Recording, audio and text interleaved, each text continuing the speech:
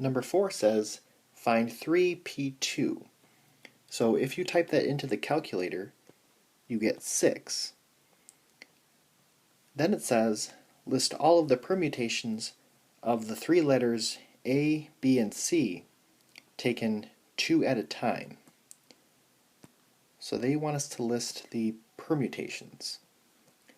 So I could select A and B. I could select A and C, or I could select B and C. Now, because order is important, I could select B and A, and that is different from A and B. So I could select C and A, or C and B. So these are the 6 options corresponding with 3p2.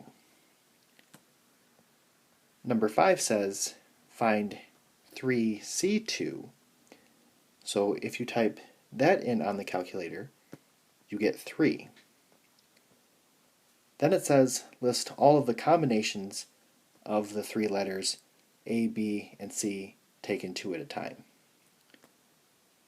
So it wants the combinations. So I could select A and B,